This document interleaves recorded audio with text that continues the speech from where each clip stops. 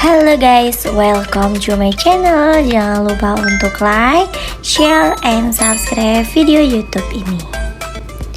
Halo teman-teman, pada video kali ini kita akan membahas di bab 1 kelas 7 IPS. Nah, untuk subbabnya sendiri adalah manusia sebagai makhluk sosial dan ekonomi yang bermoral. Yuk kita ikutin terus ya video ini. Pembahasan yang pertama yaitu manusia sebagai makhluk sosial. Ya, kalian harus tahu ya bahwa manusia sebagai makhluk sosial memiliki arti bahwa manusia membutuhkan manusia lain dalam menjalankan kehidupannya sehari-hari. Menurut Aristoteles, manusia adalah makhluk sosial. Eksistensi manusia sebagai makhluk sosial membuat manusia harus hidup dalam masyarakat. Karena di dalam masyarakat, manusia dapat memenuhi seluruh kebutuhannya dan saling bergantung satu sama lain. Bisa kalian lihat ya pada gambar yang ada di slide ini, melihatkan bahwasannya manusia itu sangat membutuhkan manusia lain. Contohnya, misalkan saling tolong menolong dan saling berinteraksi, baik itu di pekerjaan maupun di tempat umum, seperti di pasar ataupun di lingkungan tempat tinggal. Kemudian, pembahasan yang kedua adalah manusia sebagai makhluk ekonomi yang bermoral.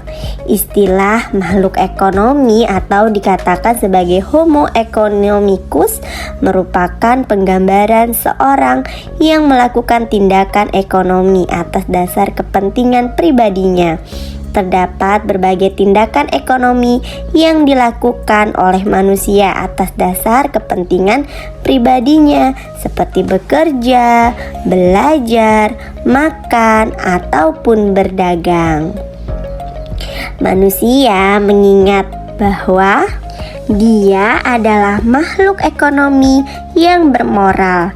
Sebagai makhluk yang bermoral, maka memiliki kemampuan untuk membedakan yang benar dari yang salah dan bertanggung jawab atas tindakannya.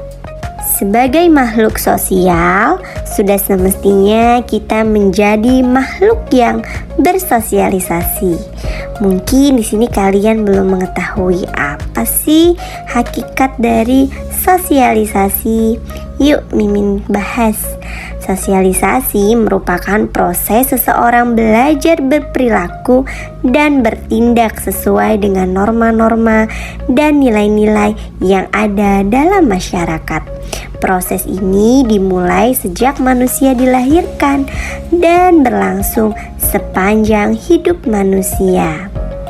Sosialisasi menurut sosiolog merupakan proses yang berlangsung dari masa kanak-kanak sampai dengan usia tua.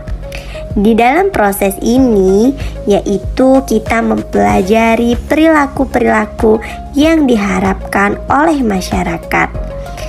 Proses sosialisasi terjadi ketika kita berinteraksi dengan orang lain. Jean Piaget mengatakan bahwa proses sosialisasi terjadi secara bertahap. Tahapan dalam proses sosialisasi mencakup tahap sensori motor, yaitu di usia 0 sampai 2 tahun. Sensori motor merupakan tahap pertama proses sosialisasi manusia yang terjadi saat bayi.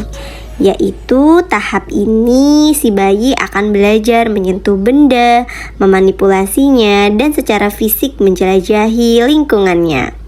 Kemudian tahap praoperasional. Tahap ini yaitu berada pada usia 2-7 tahun. Tahap ini anak sudah menguasai bahasa dan menggunakan kata-kata untuk mempresentasikan objek dan gambar secara simbolis. tahap operasional konkret, yaitu pada usia 7-11 tahun. Pada fase ini, anak-anak sudah mulai memahami pengertian logis seperti hubungan sebab dan akibat. Seorang anak pada tahap perkembangan ini akan mengenali alasan yang salah dan mampu melaksanakan operasi matematika sederhana. Kemudian, operasi formal, yaitu pada usia 11 sampai dengan 15 tahun. Pada tahap ini dapat dinamakan juga dengan tahap remaja. Selama masa remaja, anak lebih mampu memahami ide-ide yang sangat rumit. Lanjut yuk, setelah kalian mengetahui mengenai sosialisasi dan tahapan-tahapan sosialisasi pada manusia, maka kalian harus mengetahui juga ada yang namanya agen sosialisasi. Apa ya kira-kira agen sosialisasi? Yuk kita bahas. Agen sosialisasi adalah orang atau lembaga yang mengajari untuk hidup dalam masyarakat sebagai warga yang baik.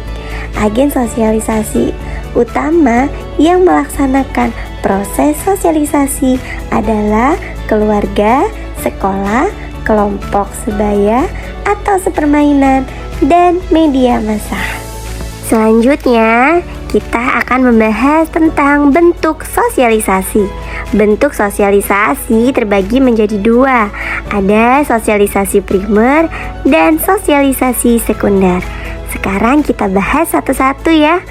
Yang pertama, sosialisasi primer merupakan sosialisasi yang terjadi pada tahap awal kehidupan manusia.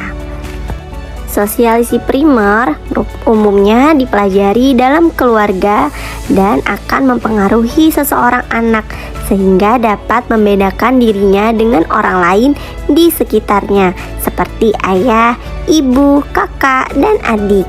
Yang kedua, sosialisasi sekunder merupakan proses yang memperkenalkan seseorang ke lingkungan di luar keluarganya seperti sekolah, lingkungan bermain, dan lingkungan kerja.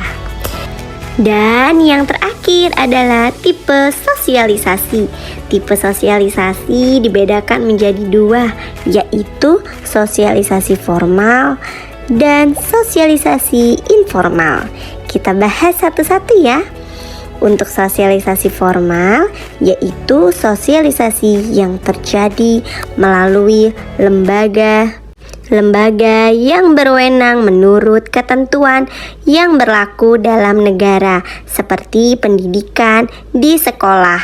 Kemudian yang kedua, sosialisasi informal, yaitu sosialisasi yang terdapat di masyarakat atau dalam pergaulan yang bersifat kekeluargaan seperti pergaulan sesama teman dan kelompok-kelompok sosial di dalam masyarakat.